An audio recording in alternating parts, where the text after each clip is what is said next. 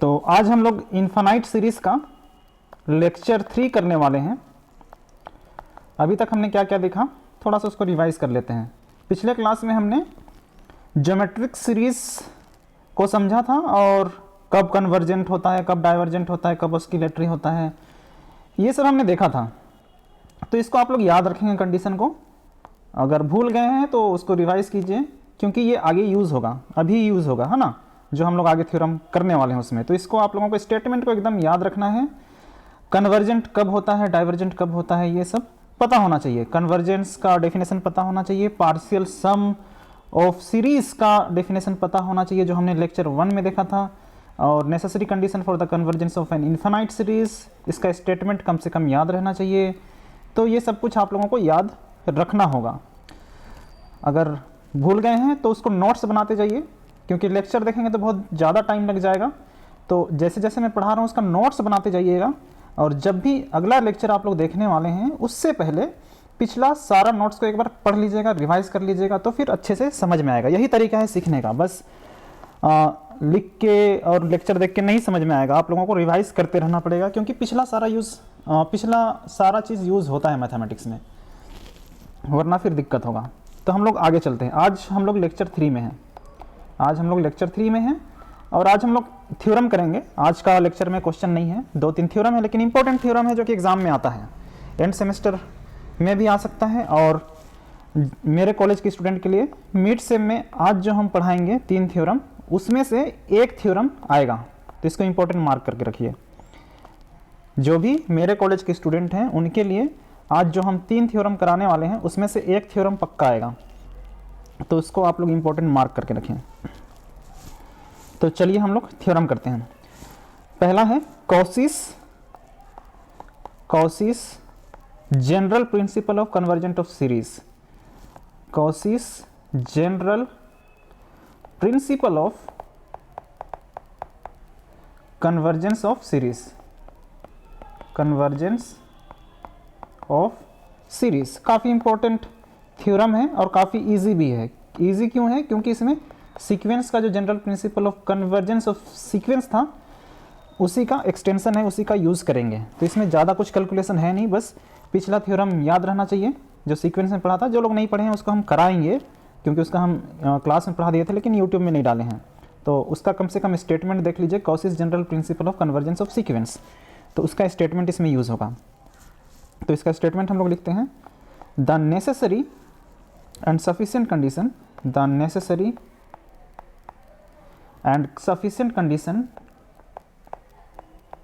The necessary and sufficient condition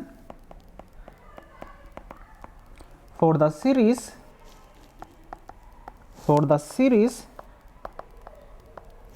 sum over un to be convergent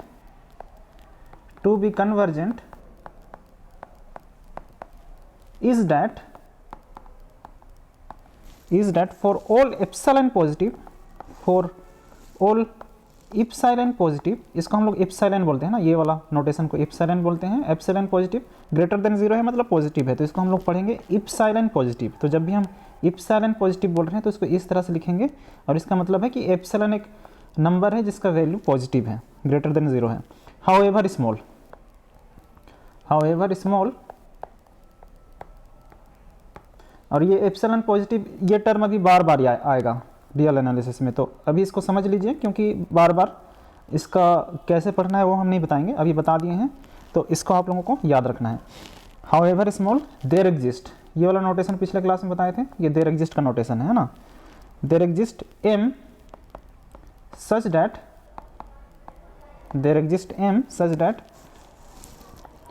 Sn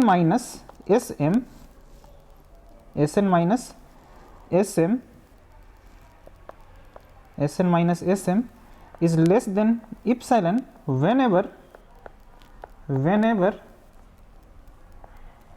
n is greater than equals to m। ये same m है, ये वाला m और ये वाला m same m है। तो इसको हम लोग लैंग्वेज में मैथमेटिकल नोटेशन कैसे लिखेंगे? That is mod of u m plus 1 plus u m+2 plus m+3 plus and so on plus un is less than epsilon whenever n is greater than equals to m। ठीक है, तो necessary and sufficient condition मतलब क्या है कि सिर्फ and सिर्फ ऐसा ही होगा। तो अगर सीरीज कन्वर्जेंट है, सीरीज अगर कन्वर्जेंट है सम ओवर यू एन, तो उसके लिए क्या होगा कि एक एप्सिलॉन पॉजिटिव मिलेगा सच डैट एक हम लोगों को नंबर मिलेगा m, सच डैट ये जो हम लोग n टर्म्स को ऐड कर रहे हैं इसका वैल्यू लेस देन एप्सिलॉन होगा जब भी n का value greater than equals to m होगा।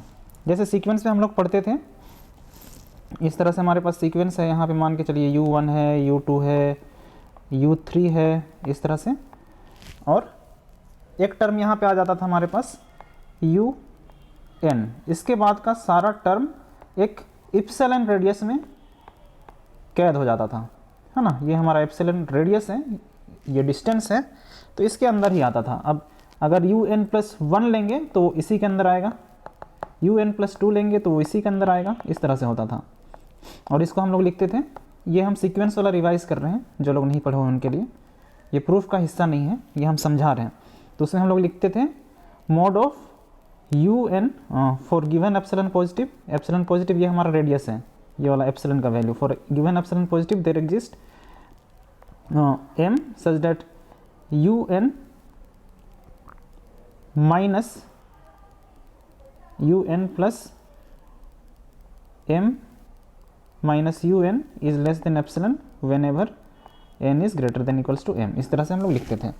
तो अभी हम लोग क्या करेंगे, यहाँ पे सीरीज़ है इसी के टर्म में, है ना। तो यहाँ पे हमारे पास इस तरह का चीज़ है, यहाँ पे भी वही चीज़ है, यहाँ पे हमारे पास है m प्लस p, यानी कि यहाँ पे हमारे पास जैसे यहाँ पे सीक्वेंस था, यहाँ पे सीरीज़ होगा, है ना। तो सीरीज़ है हमारे पास Sn प्लस m माइनस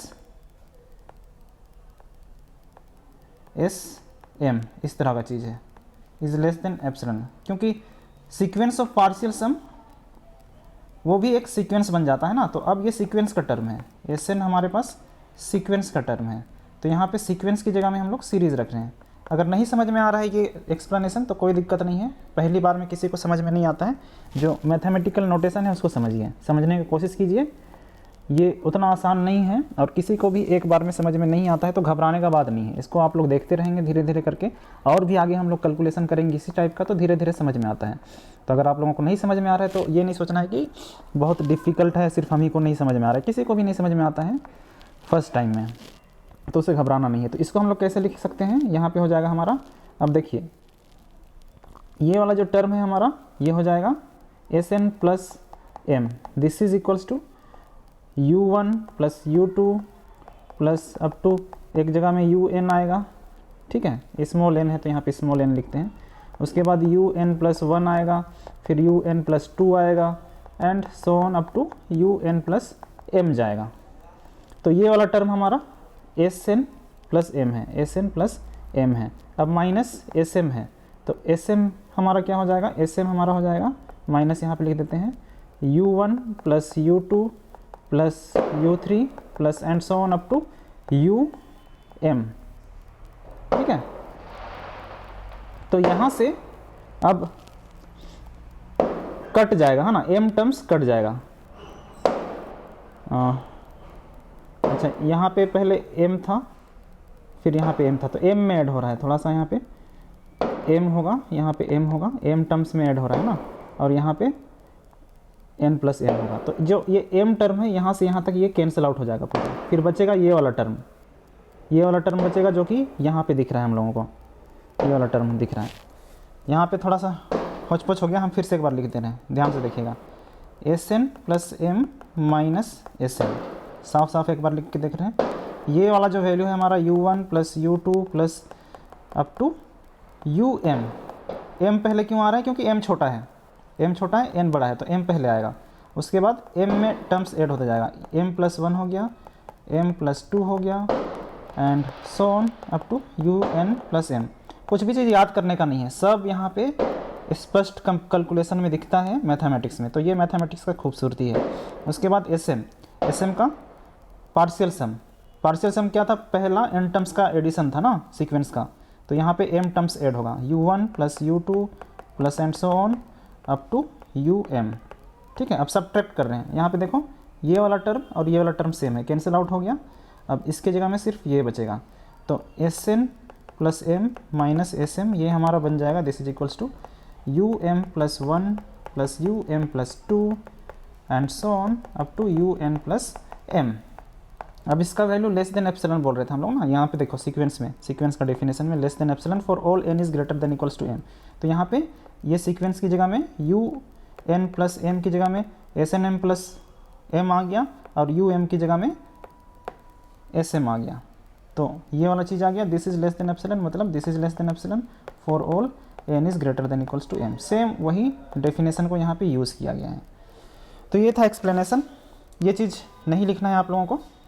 तो ये हमारा स्टेटमेंट था, इसको आप लोग रफ में लिख लीजिए और समझना चाहते हैं 2-3 बार इसको रिवाइज करके देखिए, समझ में आएगा। और लिख के एक बार इसको ध्यान से सोचिए, क्योंकि ये कैलकुलेशन का चीज़ नहीं है, ये सोचने का चीज़ है। अब जो एनालिटिकल चीज़ हम लोग पढ़ते हैं रियल एनालिसिस में, उसमें सोचना पड़ता है। तो इसका प्रूफ करते हैं हम लोग, इसका प्रूफ करते हैं। लेट प्रूफ काफ़ी आसान है, लिखने में काफ़ी आसान दिखता है, जब हम लोग इसको कंप्यूट करते हैं सोचते हैं तो डिफ़िकल्ट लगता है, लेकिन लिखने में काफ़ी आसान है।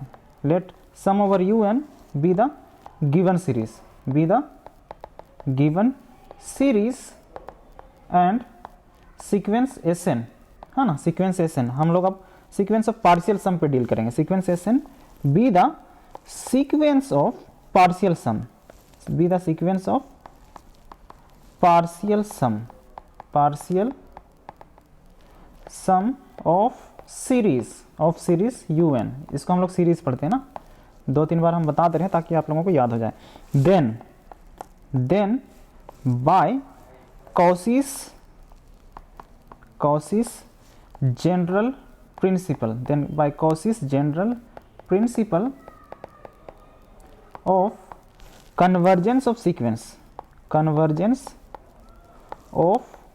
sequence, the necessary and sufficient condition, the necessary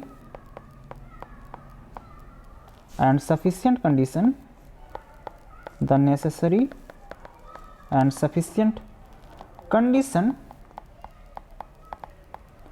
to be SN is convergent,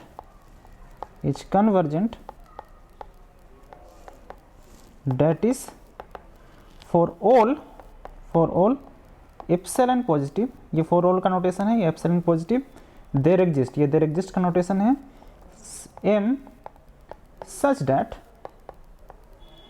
that mode of SN minus SM, SN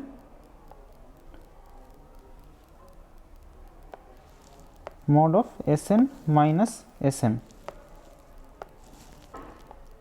SN minus SM is less than epsilon whenever n is greater than equals to m। ठीक है, तो ये same चीज़ है जो अभी हम बताए हैं, है ना, इसी चीज़ को यूज़ कर रहे हैं हम लोग। तो let UN be the given series, SN be the sequence of partial sums, ये हम लोग ले रहे हैं, बस उसी को लिखे हैं, of series. Then by Cauchy's general principle of convergence of sequence, हम लोग इसको यूज़ कर रहे हैं, उसको बता रहे हैं। तो उसका स्टेटमेंट क्या था, बस उसी को हम लोग यूज़ कर रहे हैं, जस्ट उसका स्टेटमेंट। तो उसका स्टेटमेंट यहाँ पे हम लिख दिए थे, सेम वही स्टेटमेंट है ना, UN माइनस UM, इसको UN प्लस M इस तरह से लिखते हैं, या फिर UN माइनस M भी लिखते हैं। UN प्लस M मतलब वहाँ पे ऐड होते जा रहा है, और यहाँ पे n रखेंगे तो simply m plus 1 m plus 2 ये बढ़ते जाएगा, तो फिर लास्ट में n वैल्यू होगा। तो लिखने का नोटेशन का अलग फ़र्क है। तो यहाँ पे SN माइनस SM लिख रहे हैं, is less than epsilon is equals to m plus 1 plus m plus 2 plus and so on up to UN is less than epsilon whenever n is greater than equals to m। Just इतना ही इसका proof है, हो गया। तो ये important proof है, इसको आप लोग याद रखेंगे, एग्जाम में आ सकता है। Cauchy's general principle of convergence of series. हालांकि ये क्वेश्चन सॉल्विंग में उतना ज़्यादा यूज़ नहीं होता है, लेकिन इंपॉर्टेंट थ्योरम है। अब हम लोग नेक्स्ट करते हैं जो काफ़ी इंपॉर्टेंट थ्योरम है। ये ज्योमेट्रिक सीरीज़ जितना इंपॉर्टेंट है उतना ही इंपॉर्टेंट ऑक्सिलरी सीरीज़ है। इससे भी नेट, गेट, जैम ये सब में क्वेश्चन आता है और ये आगे चल के हर एक थ्योरम में यूज़ होगा। जितना इंपॉर्टेंट ज्योमेट्रिक सीरीज़ है उतना ही इंपॉर्टेंट ऑक्सिलरी सीरीज़ है, बहुत ही ज़्यादा इंपॉर्टेंट है। तो इसको ध्यान से देखेंगे हम लोग और इसका प्रूफ भी अच्छे से देखेंगे। इजी है, Cauchy's general principle of convergence थोड़ा सा आप लोगों को अटपटा लगा होगा, लेकिन ऑक्सिलरी सीरीज़ आसानी से समझ में आ जाएगा, इसमें उतना ज़्यादा डिफ़िकल्टी नहीं है। तो इसको हम लोग करते हैं। The series sum over un is equals to sum over 1 divided by n to the power p is, पहला, convergent if p is greater than 1, second, divergent if p is less than equals to 1। तो इसमें भी एक series है, इस type का series है ना, un sum over un is equals to 1 divided by n to the power p। तो इसमें भी एक स्ट्रक्चर है, जैसा ज्योमेट्रिक सीरीज में एक स्ट्रक्चर था। ज्योमेट्रिक सीरीज में क्या स्ट्रक्चर था, 1 plus r square plus r cube, इस तरह से हमारे पास स्ट्रक्चर था up to r to the power n। उसके बाद ये चलता जाएगा। तो उसमें भी कुछ कंडीशन था कि r का वैल्यू कितना होगा तो कन्वर्जेंट होगा, r का value greater than equals to 1 होगा तो डाइवर्जेंट होगा, r इज इक्वल्स टू -1 होगा या फिर लेस देन -1 होगा तो ऑस्किलेटरी होगा। उसी तरह से यहाँ पे भी एक सीरीज़ का स्ट्रक्चर है जिसमें कि un का value 1 divided by n to the power p है। अब यहाँ पे p के वैल्यू के ऊपर डिपेंड करेगा कि ये सीरीज़ कन्वर्जेंट है कि डाइवर्जेंट है। अगर p का वैल्यू ग्रेटर देन 1 है तो कन्वर्जेंट होगा, p का value less than equals to 1 है तो डाइवर्जेंट होगा। सिंपल सा चीज़ है, ठीक है। फिर से आप लोग सुनिए, ये 1 divided by n to the power p यानी कि कुछ इस टाइप का रहेगा, 1 divided by n to the power 2 रहेगा मान के चलिए। अब 2 का वैल्यू आप लोगों को देख के बताना है, 2 का वैल्यू ग्रेटर देन 1 है या लेस देन इक्वल्स टू 1 है। Obviously 2 is greater than 1। तो उस केस में अगर ये सीरीज़ है हमारे पास तो यहीं से हम लोग डायरेक्टली ऑक्सिलरी सीरीज़ लगा के बता देंगे कि दिस सीरीज़ इज़ कन्वर्जेंट, क्योंकि p का वैल्यू ग्रेटर देन 1 है। सिमिलरली उसी तरह से अगर हम लोग बोले कि sum over 1 divided by n to the power 3, इस केस में सीरीज़ कन्वर्जेंट है कि डाइवर्जेंट है, ऑक्सिलरी सीरीज़ लगाना है। यहाँ पे 3 का वैल्यू ग्रेटर देन 1 है, p इक्वल्स टू 3 है, तो इस केस में भी सीरीज़ इज़ कन्वर्जेंट क्योंकि p का वैल्यू ग्रेटर देन 1 है। अगर हम लोग बोले 1 divided by n root under n, तो इसमें p का वैल्यू कितना है, 1/2 है, तो इस केस में सीरीज़ क्या होगा, डाइवर्जेंट होगा, है ना, डाइवर्जेंट होगा क्योंकि p का value is equals to 1/2 is less than 1। अब 1/n सीरीज़ ये कन्वर्जेंट होगा कि डाइवर्जेंट होगा ये बताइए। इसमें p का वैल्यू कितना है, 1 है, p इज इक्वल्स टू 1, तो इस केस में भी सीरीज़ डाइवर्जेंट होगा। तो इतना डायरेक्ट एप्लीकेशन है ऑक्सिलरी सीरीज़ का, और आप लोग सीरीज़ को देखते ही बता देंगे कि सीरीज़ कन्वर्जेंट है कि डाइवर्जेंट है, इसीलिए इतना इंपॉर्टेंट है, काफ़ी ज़्यादा इंपॉर्टेंट थ्योरम है, क्वेश्चन में बहुत ज़्यादा यूज़ होगा ये। तो इसको हम लोग करते हैं इसका प्रूफ। ये कंडीशन आप लोगों को याद होना चाहिए, p ग्रेटर देन 1 है तो कन्वर्जेंट होगा, p less than equals to 1 है तो डाइवर्जेंट होगा। चलो अब हम लोग आगे करते हैं, इसका प्रूफ करते हैं। द गिवन सीरीज़ हमारे पास दिया हुआ है, द गिवन सीरीज़ कौन सा सीरीज़ दिया हुआ है, सम ओवर un, किस टाइप का है ये है हमारा 1 divided by n to the power p का, इस टाइप का है। इसको खोल के लिखें तो कैसा दिखेगा ये दिखेगा 1 to the power p plus 1/2 to the power p plus 1/3 to the power p plus and so on. कुछ नहीं किया इसमें, n का वैल्यू रखते जा रहे हैं, n इक्वल्स टू 1 रखे तो 1, n इक्वल्स टू रखे तो 2, n इक्वल्स टू 3 रखे तो 3, इस तरह से ये चलता जाएगा, इन्फिनाइट सीरीज़ है। अब इसमें भी हम लोग केसेस बनाएंगे ज्योमेट्रिक सीरीज़ की तरह। तो पहले हम लोग p इज़ ग्रेटर देन 1 के लिए करते हैं। Case 1 when p is greater than 1, तो जब p इज़ ग्रेटर देन 1 होगा तो इसमें हम लोग किस तरह से इसको प्रूफ कर रहे हैं उसको ध्यान में रखिएगा। एक बार आप लोग टेक्निक समझ जाइएगा तो फिर आसानी से सॉल्व कर दीजिएगा। इसमें हम लोग ग्रुप करेंगे, कैसे ग्रुप करेंगे अभी दिखाते हैं हम आप लोगों को। Group the terms of the series group the terms of the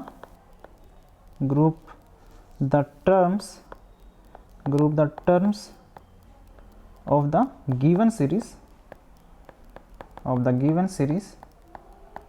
as, किस तरह से ग्रुप करेंगे, यहाँ पे ध्यान से देखिए, पहले सिर्फ इस वाले टर्म को लिखेंगे 1 divided by 1 to the power p, उसके बाद 1 divided by 2 to the power p plus 1 divided by 3 to the power p plus 1 divided by 4 to the power p plus 1 divided by 5 to the power p plus 1 divided by 6 to the power p plus 1 divided by 7 to the power p plus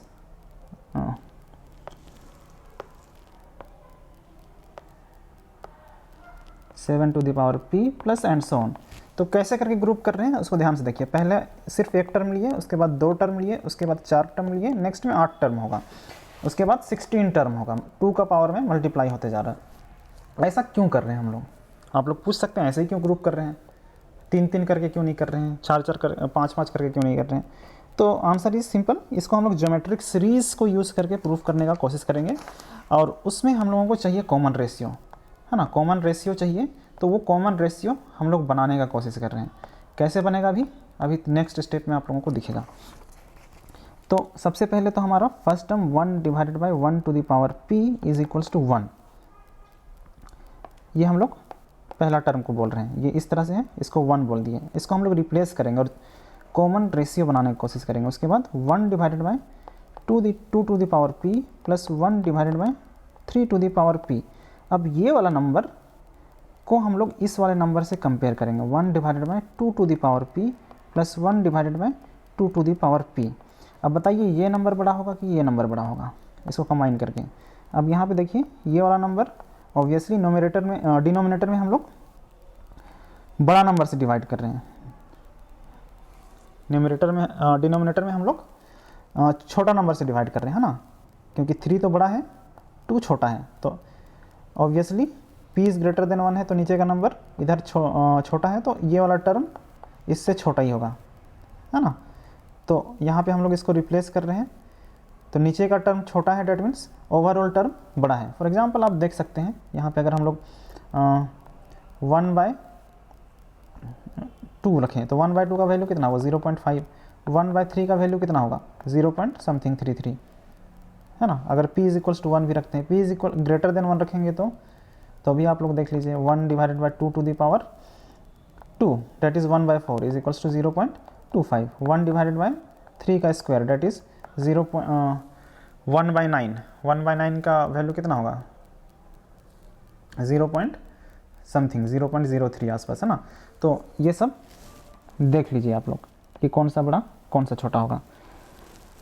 तो obviously ये वाला number overall, ये वाला पूरा का पूरा देखें तो ये वाला नंबर छोटा है और ये वाला नंबर बड़ा है, तो बड़े वाले नंबर के साथ हम लोग रिप्लेस कर रहे हैं इसको, तो इधर का नंबर बड़ा होगा, ठीक है। इसको आप लोग वेरीफाई कर लीजिए कैलकुलेटर से कैलकुलेट करके। अब दिस इज इक्वल्स टू, अब देखो ये 2 times 1 divided by 2 to the power p है, तो ये 2 divided by 2 to the power p हो जाएगा, ठीक है। That's the logic. अब सिमिलरली अब एक टर्म आप लोग समझ गए तो फिर नेक्स्ट टर्म भी आसानी से समझ जाएंगे। यहाँ पे हम लोग क्या किए, यहाँ पे हम लोग इस टर्म को इस टर्म से रिप्लेस करेंगे। नेक्स्ट क्या आएगा हमारे पास, नेक्स्ट हमारे पास आएगा 1 divided by 4 to the power p plus 1 divided by 5 to the power p plus 1 divided by 6 to the power p plus 1 divided by 7 to the power p is less than 1 divided by 4 to the power p plus 1 divided by 4 to the power p plus 1 divided by 4 to the power p plus 1 divided by 4 to the power p। तो सभी number को हम लोग जो सबसे बड़ा वाला number है उससे रिप्लेस कर रहे हैं ना, ये वाला नंबर सबसे बड़ा है इन सब में से, तो इसको हम लोग यहाँ पे भी लिख दे रहे हैं, यहाँ पे भी लिख दे रहे हैं, यहाँ पे भी लिख दे रहे हैं, इस वाले नंबर को हम लोग बड़ा बना रहे हैं। तो this is equals to 4 times है, तो यहाँ पे 4 divided by 4 to the power p हो गया। इसको आप लोग p equals to 2, p equals to 3 लेके खुद से मोबाइल से कैलकुलेटर लेके देख लीजिए कि इधर का नंबर, इधर का जो नंबर है वो छोटा आ रहा है कि नहीं और इधर का नंबर बड़ा आ रहा है कि नहीं। खुद से एक बार संतुष्टि करने के लिए देख लीजिए, तो और अच्छे से क्लियर से समझ में आएगा। तो ये तरीका होता है समझने का। एक बार जब क्लियर हो गया तो फिर क्लियर हो गया, तब तो आप लोग समझ ही गए, कोई दिक्कत नहीं है। एक बार कर लिए तो फिर कर लिया। तो हम लोग क्या करने का कोशिश कर रहे हैं कि ये जो पूरा सीरीज़ है इससे हम लोग एक बड़ा वैल्यू ढूंढने का कोशिश कर रहे हैं, है ना। ये जो हमारे पास सीरीज़ दिया हुआ है in case of p is greater than 1, तो हम लोग एक बड़ा टर्म खोजने का कोशिश कर रहे हैं। तो पहला टर्म तो भाई 1 के बराबर है। सेकेंड टर्म के लिए हम लोग एक नंबर ढूंढे जो उससे बड़ा है, that is 2 divided by 2 to the power p। ये जो तीसरा टर्म है इसके लिए हम लोग एक नंबर ढूंढे that is also greater than that number. तो इस तरह से हम लोगों को एक सीक्वेंस ऑफ नंबर मिल रहा है, ये एक नंबर मिल रहा है, एक नंबर मिल रहा है, एक नंबर मिल रहा है, ये एक पैटर्न बन जा रहा है। और ये पैटर्न हमारा ज्योमेट्रिक सीरीज़ का पैटर्न बना के देगा। इसको लिख के देखें तो और अच्छे से देखेगा। Proceeding in same manner, proceeding in same manner we get, proceeding in same manner we get। अब देखो हमने क्या निकाला है उसको लिखते हैं। 1 divided by 1 to the power p plus 1 divided by 2 to the power p plus 1 divided by 3 to the power p। अब हो गया, समझने का उतना ही था, बस लिखना है।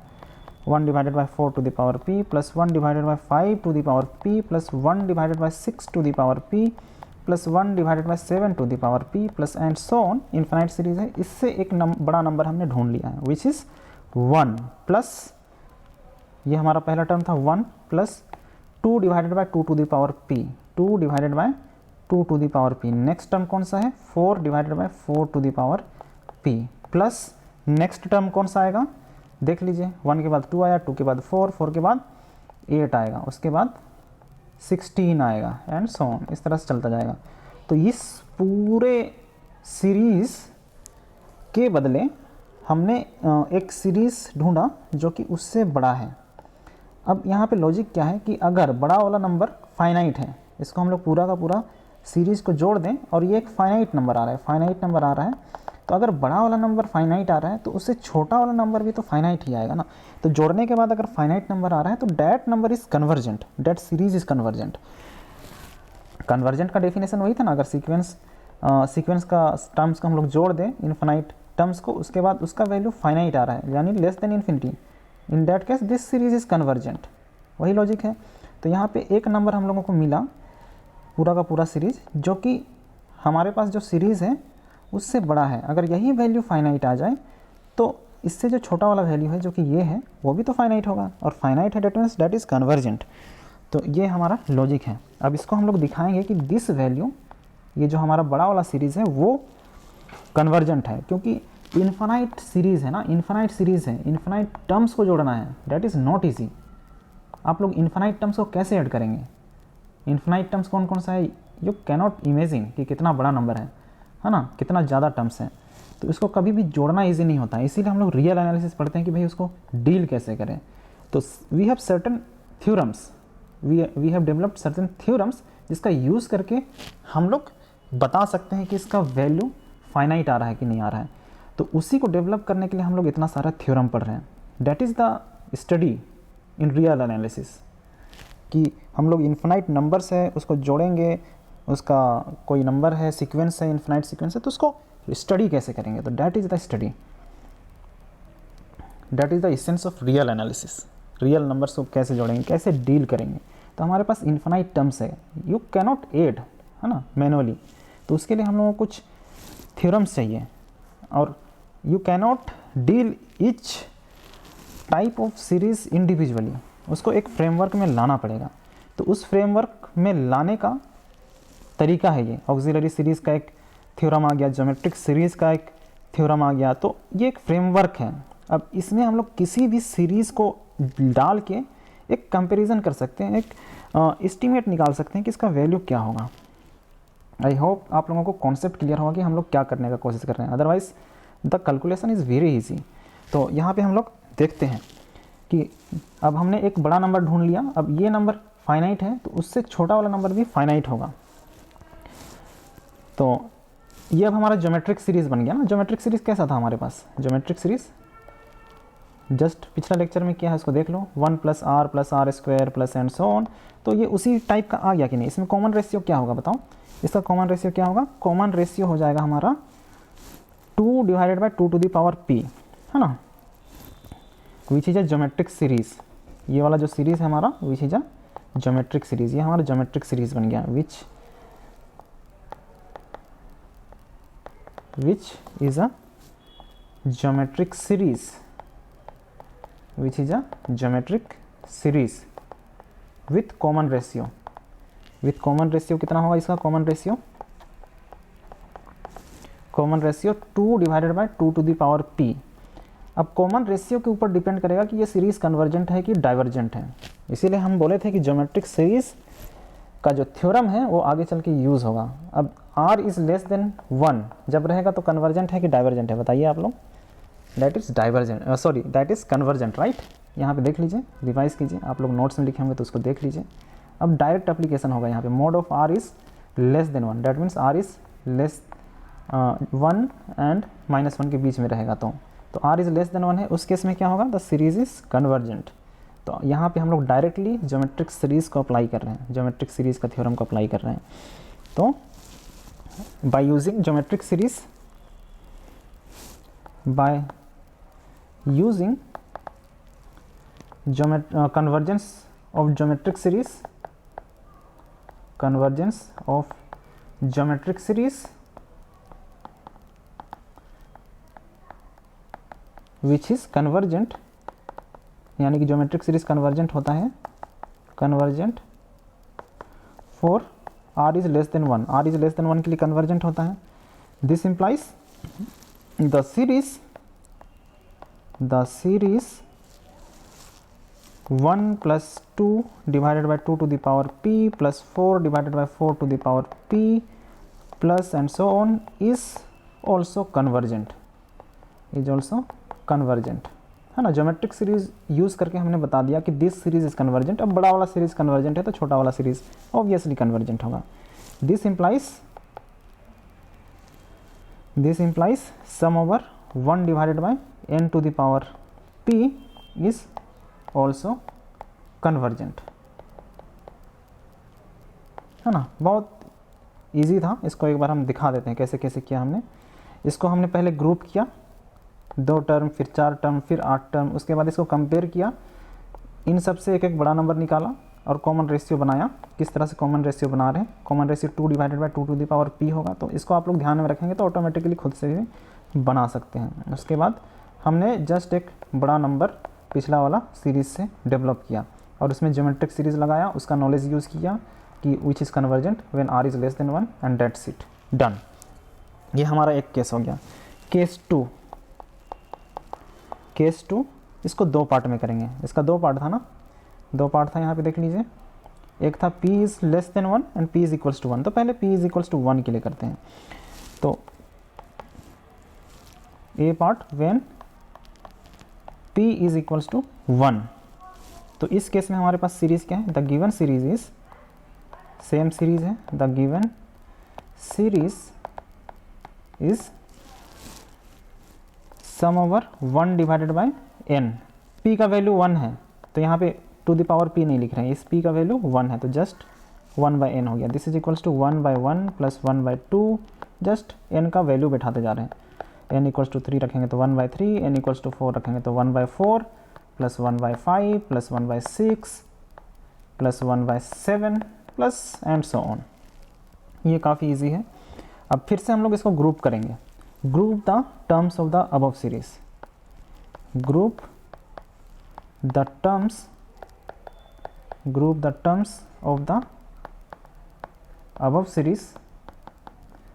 Series S 1 plus 1 by 2। इसको अलग तरीके से हम लोग ग्रुप करेंगे क्योंकि इसमें डाइवर्जेंट दिखाना है, पिछले वाले में कन्वर्जेंट दिखाना था। तो उसमें हम लोग ज्योमेट्रिक सीरीज से कंपेयर किए थे, इसमें कुछ अलग तरीका लगाएंगे। हर जगह हर थ्योरम काम नहीं आएगा, तो अकॉर्डिंग टू द सिचुएशन। अभी आप लोगों को हो सकता है डिफ़िकल्ट लगे, लेकिन प्रैक्टिस करते करते आप लोगों को ईजी लगेगा।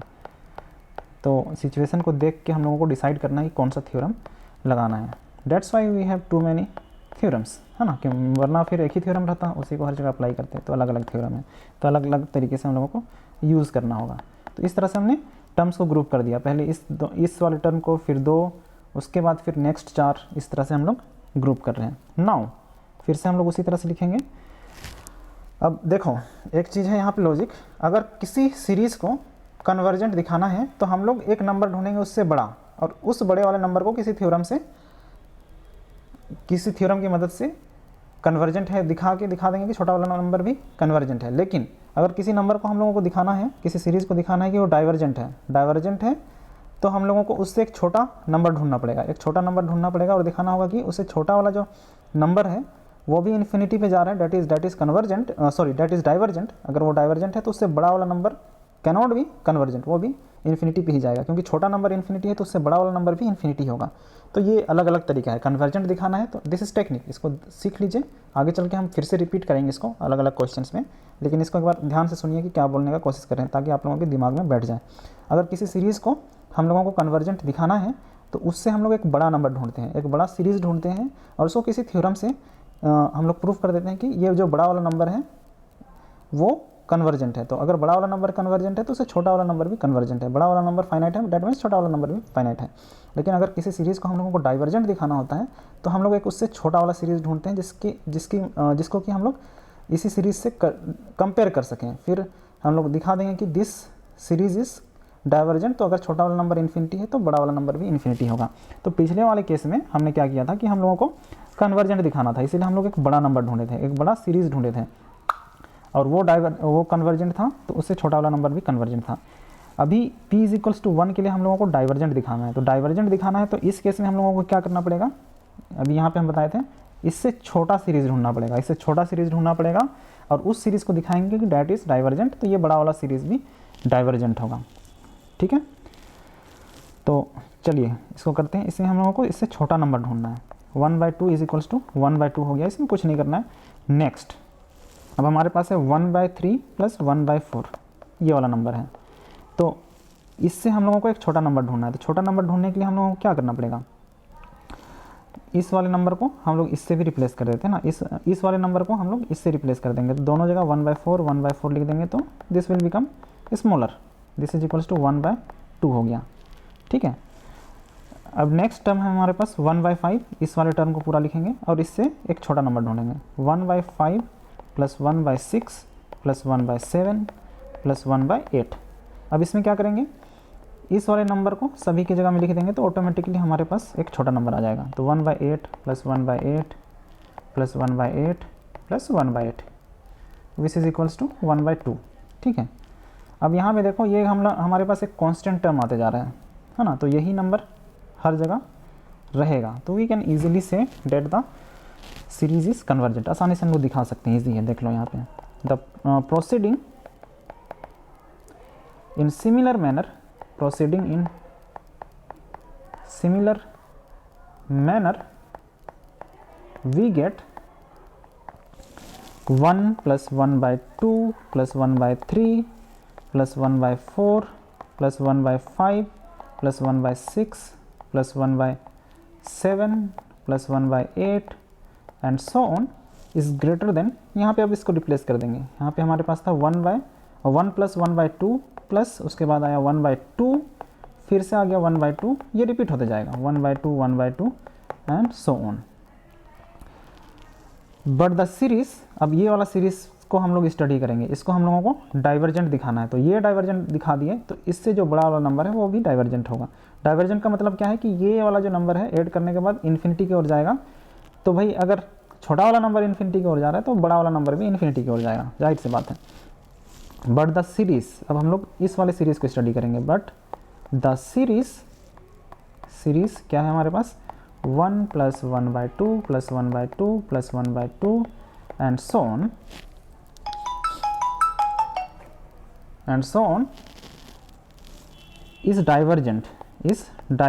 कैसे डाइवर्जेंट है वो हम लोग दिखा रहे हैं ना, इज डाइवर्जेंट कैसे, क्योंकि एस जब इसका हम लोग पार्शियल सम निकालते हैं तो पार्शियल सम कितना आएगा, 1 प्लस अब देखो यहाँ पे n टर्म्स होगा ना, पहला n टर्म्स ये हमारे पास टोटल n-2 होगा, n टर्म्स जोड़ रहे हैं तो, और ये एक टर्म, ये वाला एक टर्म, तो टोटल n टर्म्स हो गया। तो ये n-1 और ये n प्लस इससे आगे भी जाएगा, लेकिन हम लोग इसी टर्म को ले रहे हैं पार्शियल सम Sn। तो Sn कितना होगा, 1 प्लस ये टोटल n-1 टर्म्स, तो n-1 इंटू 1/2, ठीक है। तो ये हमारा पार्शियल सम हो गया। अब अगर हम लोग Sn+1 ले लें तो एक टर्म बढ़ा देते हैं, कुछ फ़र्क नहीं पड़ेगा, तो ये 1 + n/2 हो जाएगा। अब इसका लिमिट लेना है, limit n tends to infinity. अगर ये इन्फिनिटी की ओर जा रहा है तो this whole series is divergent, और अगर फाइनाइट आ गया तो कन्वर्जेंट, ठीक है। तो Sn+1 का लिमिट ले रहे हैं, तो this is equals to limit n tends to infinity 1 + n/2, तो this goes to infinity because of this n, hence the series is divergent. This implies the given series is divergent. The given series sum over 1/n is divergent. Simple है, ठीक है। अब चलो next में चलते हैं। p is less than 1 के लिए, केस 2 का part b, case 2 part b, when p is less than 1। तो इसको भी हम लोग पिछले वाले की तरह ही बनाएंगे, सेम प्रूफ होगा यहाँ पे उसी की तरह, ठीक है। यहाँ पे हम लोग एक साथ भी कर सकते थे, लेकिन यहाँ पे हम लोग इस तरह से लिखे थे, है ना। यहाँ पे टू द पावर p नहीं लगाए थे, इसीलिए अलग अलग करके लिख रहे हैं। तो सेम उसी तरह से लिखाएगा, group the terms as follow, same वही प्रूफ फॉलो होगा। हम एक बार लिखा दे रहे हैं, इसमें 1 / 1 to the power p plus 1 / 2 to the power p plus 1/3 to the power p plus 1 / 4 to the power p। Grouping का बस स्ट्रक्चर अलग है, बाकी कैलकुलेशन सेम होगा। 1 / 4/p 4 to the power p plus 1 / 5 to the power p plus 1 / 6 to the power p plus 1 / 7 to the power p plus and so on. अब यहाँ पे now 1 / 1 to the power p, इसको हम लोग 1 लिख देते हैं। उसके बाद 1 / 2 to the power p plus 1 / 3 to the power p is greater than, replace कर दें हम लोग 1/4 से, है ना। तो ये दोनों टर्म है, दोनों से ही छोटा 1/4 है, तो 1/4 से हम लोग इसको रिप्लेस कर देते हैं, इज इक्वल्स टू 1/2 बन गया। सिंपल है, उसी तरह से कैलकुलेशन होगा। 1 / 4 to the power p plus 1 / 5 to the power p plus 1 / 6 to the power p plus 1 / 7 to the power p, इसको भी हम लोग 1/8 से रिप्लेस कर देते हैं, जो कि छोटा नंबर है। इसको आप लोग कैलकुलेटर से करके देख सकते हैं छोटा आ रहा है कि नहीं, अगर आप लोगों को डाउट है तो। It is as simple as that. अब इसी तरह से हम लोग आगे बढ़ेंगे तो पिछला सीरीज़ के जैसा ही हमारा सीरीज़ बन जाएगा। Proceeding in similar manner and adding both sides we get 1 / 1 to the power p plus 1 / 2 to the power p plus 1 / 3 to the power p plus 1 / 4 to the power p plus and so on is greater than, just replace कर देंगे यहाँ पे 1 + 1/2 + 1/2 पिछले बार की तरह, 1 + 1/2 + 1/2 + 1/2 plus and so on. तो similarly जो पिछले वाला केस था उसी तरह से यहाँ पे हम लोग डायरेक्टली लिख सकते हैं, this is divergent, which is divergent series, which is a divergent series with the same computation या फिर same calculation as done in case 2 part A. बस हो गया, डाइवर्जेंट है। This implies sum over 1 / n to the power p is divergent for p is less than equals to 1। That's it. तो hope आप लोगों को ये थ्योरम समझ में आ गया होगा। नेक्स्ट एक थ्योरम है हमारे पास, प्रिंसिप्स थ्योरम या फिर उसको एबेल्स थ्योरम भी बोलते हैं।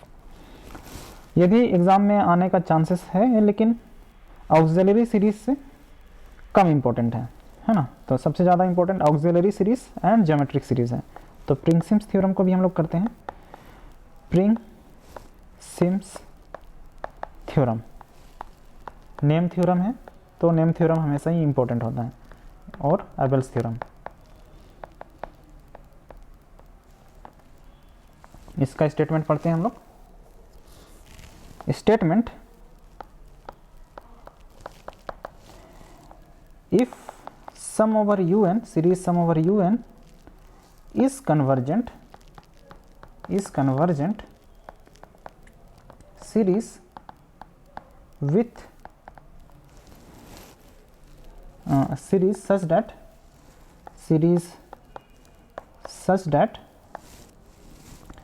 sequence un is monotonic decreasing, sequence un is monotonic decreasing, sequence un is monotonic decreasing sequence,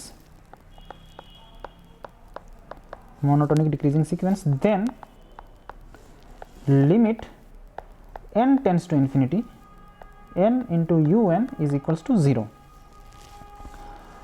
तो इसमें हम लोग मतलब इस थ्योरम को कैसे यूज़ करेंगे, मतलब इसका यूज़फुलनेस क्या है उस चीज़ को हम लोग समझते हैं। तो एक थ्योरम हम लोग पढ़े थे, क्या था first theorem, necessary condition for the series to be convergent. वो क्या था, अगर series sum over u n convergent है तो क्या होता था, limit n tends to infinity u n is equals to 0, यही होता था ना फर्स्ट थ्योरम जो हम लोग पढ़े थे। पहला क्लास का लेक्चर देखिए आप लोग, हम दिखा देते हैं यहाँ पे तो नोट से ही, तो उसी का ये एक्सटेंशन है। ज्योमेट्रिक सीरीज से पहले जो हमारा पहला थ्योरम था, पहला थ्योरम वही था, ये देखो, necessary condition for the convergent series of an infinite series is, अगर sum over u n convergent है तो limit n tends to infinity u n is equals to 0 होगा। तो इसी का एक्सटेंशन है, इसी का एक्सटेंशन है। इसमें एक कंडीशन ऐड किया हुआ है, क्या कंडीशन ऐड किया हुआ है कि ये जो सीक्वेंस है वो मोनोटोनिक डिक्रीजिंग होगा। तो उस केस में यहाँ पे सिर्फ limit n tends to infinity u n equals to 0 की जगह में इसको थोड़ा और सॉफ्ट कर दिया गया है। यहाँ पे n मल्टीप्लाई करें उसके बाद यू एन करें तो डैट विल ऑल्सो बिकम 0, ठीक है।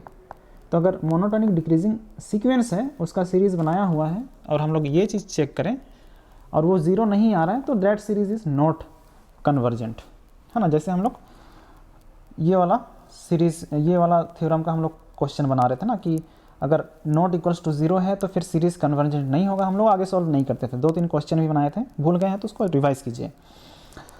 तो उसी तरह से इसको हम लोग यूज़ कर सकते हैं। हालांकि ये उतना ज़्यादा इंपॉर्टेंट नहीं है, क्यों, क्योंकि अब ये वाला जो पहले वाला थ्योरम है वो इस केस में भी अप्लाई होगा, है ना। n into u n equals to not equals to 0 होगा अगर मोनोटोनिक डिक्रीजिंग है तो डेट इज़ फाइन, लेकिन ये वाला थ्योरम भी अप्लीकेबल होगा ही होगा, तो उतना ज़्यादा मैटर नहीं करता है। लेकिन नियम थ्योरम है, एग्जाम में आता है, इसीलिए इसका प्रूफ हम लोग करते हैं।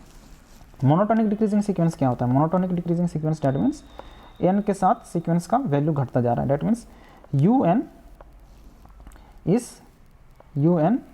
Is greater than u n plus 1, ठीक है। That means u1 is greater than u2, greater than equals to बोल सकते हैं, is greater than equals to u3 and so on. इस तरह से मतलब सीक्वेंस का टर्म्स का वैल्यू डिक्रीज होते जा रहा है, तो that is monotonic decreasing sequence. तो इस चीज़ का हम लोग को यूज़ करना है, मोनोटोनिक डिक्रीजिंग दिया हुआ है तो इस चीज़ का हम लोग यूज़ करेंगे, तो ये चीज़ इंपॉर्टेंट है ना। प्रूफ, इसका प्रूफ करते हैं हम लोग, काफ़ी ईजी है। As sequence u n is monotonic decreasing, is monotonic decreasing sequence u n is monotonic decreasing sequence, monotonic decreasing sequence. तो मोनोटोनिक डिक्रीजिंग सीक्वेंस का हम लोग डेफिनेशन लिखते हैं। क्या है डेफिनेशन, यू एन प्लस 1 ये बड़ा होगा greater than equals to 2n, ठीक है। अब यहाँ पे indexing n plus 1 n 2n से छोटा है ना, n प्लस 1 n प्लस 2 इस तरह से जाएंगे तब कहीं जाके 2n आएगा, ठीक है। अगर n इक्वल्स टू 2 है तो 2n कितना होगा, 2n इक्वल्स टू 4, ठीक है। तो बड़ा इंडेक्स के लिए सीक्वेंस का टर्म छोटा होगा। उसी तरह से यू एन प्लस 2 इसका वैल्यू भी greater than equals to u2n होगा, क्योंकि ये वाला इंडेक्सिंग इससे अभी भी बड़ा है। तो इसी तरह से हम लोग लिख सकते हैं u n plus 3 is greater than equals to 2n, है ना। और इससे जस्ट पहले वाला टर्म कितना होगा, 2n माइनस 1 होगा, है ना, उसके बाद ही तो 2n आएगा। तो यहाँ पे ऐसे चलते जाएंगे हम लोग, ऐसे चलते जाएंगे तो u2n के बराबर ही होगा, तो इसमें हम लोग ग्रेटर देन इक्वल्स टू लिख सकते हैं। जब इसको हम लोग पूरा ऐड करें, इधर का टर्म को पूरा ऐड करें और इधर का टर्म को पूरा ऐड करेंगे तो कितना आएगा, ये टोटल कितने टर्म्स हैं, n+1, 1 से स्टार्ट हो रहा है, 2 3 4 अप टू 2n जा रहा है, डेट मीन्स n टर्म्स हैं, है ना। जैसे कि यहाँ पे 1 2 इस तरह से, तो 2n क्या है, n+n है ना। इससे पहले n-1 सॉरी n+n-1 था इस तरह से, उसके बाद n+n-2 था, और यहाँ पे हमारा n+1 से स्टार्ट हो रहा है, n+2 से इस तरह से जा रहा है।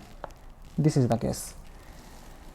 तो इससे टोटल हमारे पास कितने टर्म है, एक टर्म हो गया, दो टर्म हो गया, इस तरह से टोटल n टर्म्स है, n जाके ख़त्म हो रहा है। तो इस साइड हमारा हो जाएगा un+1 plus un+2 plus un+3 plus and so on plus u2n is greater than equals to n into u2n। अब इसमें तो सभी के सभी टर्म u2n है ना, u2n है तो जस्ट उसको n से मल्टीप्लाई कर दे रहे हैं क्योंकि n टाइम्स u2n है, हो गया। दिस इम्प्लाइज, अब इसको थोड़ा सा अरेंज करके लिख देते हैं, इस वाले टर्म को हम लोग लेफ्ट हैंड साइड में लिख देते हैं, तो n into u2n is less than equals to ये वाला सारा टर्म, तो ये हमारा हो जाएगा un+1 plus un+2 plus un+3 plus and so on plus u2n। अब हम लोग इसमें लगाएंगे Cauchy's general principle of convergence of sequence of series, है ना, इसी टाइप का था ना, Cauchy's general principle of convergence of series. यहाँ पे देखो याद आएगा, ठीक है, इसी के लिए हम लोग उसको पढ़े थे, उसका एप्लीकेशन ऐसे ही होगा हर जगह। यहाँ पे देखो इसी टाइप का टर्म था ना, तो इसको हम लोग यूज़ करेंगे, जस्ट स्टेटमेंट यूज़ करना है, ज़्यादा डीप में कुछ नहीं है। तो इसको हम लोग यूज़ करेंगे, कैसे यूज़ करेंगे देखते हैं। Now by Cauchy's general principle, Cauchy's general principle, Cauchy's general principle of convergence of sequence of series, of convergence of sequence of series for all epsilon positive. अब ये सब इस नोटेशन हम डायरेक्टली यूज़ करेंगे ना, इसका मतलब फॉर ऑल, इसका मतलब एप्सिलॉन पॉजिटिव, फॉर ऑल मतलब सभी के लिए, सभी एप्सिलॉन पॉजिटिव, जितना भी पॉजिटिव नंबर है उसके लिए। देयर एग्जिस्ट, ये देयर एग्जिस्ट का नोटेशन है n सच डैट, जस्ट हम लोग स्टेटमेंट को लिख देंगे और कुछ नहीं करना है। स्टेटमेंट यहाँ पे un+1 plus un+2 plus un+3 plus and so on u2n is less than epsilon, ठीक है। सीक्वेंस सीरीज़ कब कन्वर्ज करता था, जब ये वाला टर्म लेस देन एप्सिलॉन होता था फॉर ऑल एप्सिलॉन पॉजिटिव, और उसके लिए हम लोगों को n मिलता था, ठीक है। तो वो वाला n, ये वाला n है, और इसके लिए हम लोग इस तरह से लिख सकते हैं।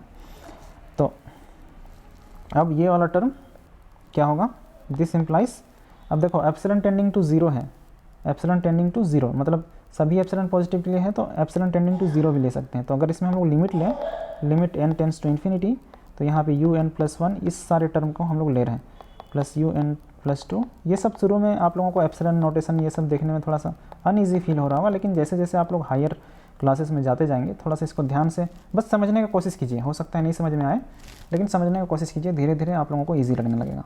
क्योंकि नया चीज़ जब भी सीखते हैं तो भी थोड़ा सा नहीं समझ में आता है। जैसे आप लोग 12 क्लास में आए थे तो इंटीग्रेशन, डिफ्रेंशिएशन ये सब का नोटेशन देखते थे, थोड़ा सा अनईजी फील होता था। तो वैसे ही अभी आप लोगों के साथ चेंजेस आ रहा है, आप लोगों का पढ़ने का तरीका में चेंजेस आ रहा है। अभी इस तरह का नोटेशन आएगा, इस तरह का चीज़ें आएंगी, तो थोड़ा सा शुरू में अनईजी फील होगा, लेकिन करते करते आप लोग समझ जाओगे, उससे घबराना नहीं है। Now taking limit n tends to infinity both sides we get, यहाँ पे इसको इक्वेशन 1 नाम दे दो, है ना, equation both sides of equation 1। तो इधर ये चीज़ तो हम लोग निकाल लिए कि ये 0 की ओर जा रहा है, limit n tends to infinity, हम लोगों को इसका देखना था ना।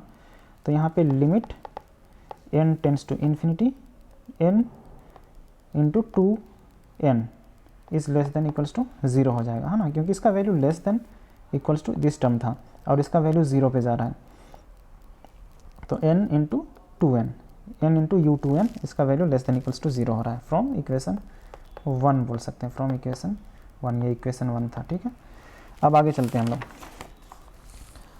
अब यहाँ पे देखो u2n मतलब हम लोग सीरीज ऑफ सभी पॉजिटिव टर्म्स को पढ़ रहे हैं, सीरीज ऑफ पॉजिटिव टर्म्स को पढ़ रहे हैं, तो u2n भी हमारा ग्रेटर देन इक्वल्स टू 0 होगा। अभी जितना भी हम लोग सीरीज़ का डेफिनेशन पढ़ रहे हैं, थ्योरम पढ़ रहे हैं, सब का सब पॉजिटिव टर्म्स का पढ़ रहे हैं, पॉजिटिव टर्म्स का, कोई भी नेगेटिव टर्म्स नहीं है। मतलब un is always greater than 0 और equals to 0, positive terms series का हम लोग पढ़ रहे हैं। तो इस केस में भी u2n greater than equals to 0 है, सभी un greater than equals to 0। This implies limit n tends to infinity n into u2n is equals to 0। क्यों? क्योंकि u2n का value greater than equals to 0 है, क्योंकि हम लोग series sequence of positive terms पढ़ रहे हैं, नेगेटिव टर्म्स इसमें है ही नहीं। नेगेटिव टर्म्स आएगा आगे चल के, उसको कैसे डील करना है उसका अलग थ्योरी है। तो अभी हम लोग सिर्फ पॉजिटिव टर्म्स को डील कर रहे हैं। अब कोई चीज़ 0 से छोटा बोल रहे हैं and that is also greater than equals to 0, तो दोनों साइड से इक्वलिटी लगाएंगे। That means a is greater than equals to b, b is less than equals to a। What does it imply? इसका मतलब है कि a is equals to b होगा। तो this is less than equals to 0 and this is also greater than equals to 0, that implies this is equals to 0। Again हम लोगों को क्या प्रूफ करना था कि limit n tends to infinity un is equals to 0। यहाँ पे 2n नहीं चाहिए हमको, क्या चाहिए? n चाहिए। हमने क्या प्रूफ किया? हमने प्रूफ किया कि limit n tends to infinity n into u2n। हम लोगों को तो n चाहिए ना यहाँ पे, तो हमने तो सिर्फ इवन टर्म्स के लिए प्रूफ किया है। अब हम लोगों को ऑड टर्म्स के लिए भी प्रूफ करना पड़ेगा। ऑड टर्म्स के लिए प्रूफ करेंगे तब ना बोलेंगे कि सभी n के लिए ट्रू होगा। तो हमने इवन टर्म्स के लिए प्रूफ किया, अब हम लोग ऑड टर्म्स के लिए प्रूफ करेंगे। ऑड टर्म्स के लिए हम लोग चलते हैं। Again u2n plus 1 is less than equals to u2n। क्यों? क्योंकि un is decreasing, monotonic decreasing sequence है, तो इंडेक्सिंग बड़ा होगा तो टर्म un का टर्म छोटा होगा, है ना। तो u2n plus 1 is less than equals to u2n since un is monotonic decreasing, ठीक है, मोनोटोनिक डिक्रीजिंग है। इसीलिए हर चीज़ का लॉजिक है तो उसको समझना है। Mathematics is about understanding, not about memorising. तो हर चीज़ का लॉजिक ढूंढना है। दिस इम्प्लाइज, अब यहाँ पे 2n प्लस 1 इधर हम लोग मल्टीप्लाई कर दें एंड u2n प्लस 1। अब ये this is natural number, n is natural number, तो ऑब्वियसली मल्टीप्लाई करेंगे पॉजिटिव नंबर से, तो इनइक्वालिटी में कुछ भी फ़र्क नहीं पड़ेगा। तो कुछ फ़र्क नहीं पड़ा, ठीक है। This implies 2n plus 1 into u2n plus 1 is less than equals to 2n plus 1 divided by, अब यहाँ पे 2n से हम लोग मल्टीप्लाई एंड डिवाइड कर रहे हैं। क्यों कर रहे हैं? क्योंकि हम लोगों को इसका नेचर पता है n इंटू u2n का, तो इसका हम लोग अप्लाई करेंगे, इसको हम लोग अप्लाई करेंगे। Now taking limit n tends to infinity both sides we get, क्या मिलेगा हम लोगों को? Limit n tends to infinity, यहाँ पे लिमिट ले रहे हैं दोनों साइड में, 2n प्लस 1 इंटू 4, सॉरी यहाँ पे आएगा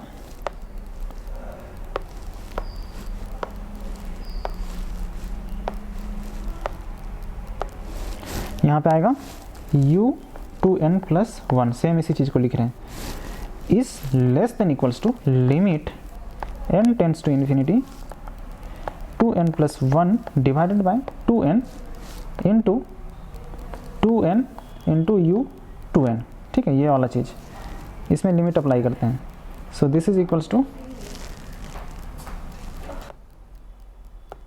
this is less than equals to. अब यहाँ पे हम लोग एक काम कर रहे हैं, इसको ध्यान से देखना कि क्या कर रहे हैं हम लोग। यहाँ से 2n को हम कॉमन निकाल लेते हैं, 2n को कॉमन निकाले तो क्या बनेगा? 1 plus 1 by 2n divided by 2n into limit, इधर भी लिमिट लगा दे रहे हैं, limit n tends to infinity 2n u2n। तो ये 2n कैंसिल आउट हो गया, इसमें हम लोग लिमिट लगाएंगे तो this term will become 0 and it will left with 1।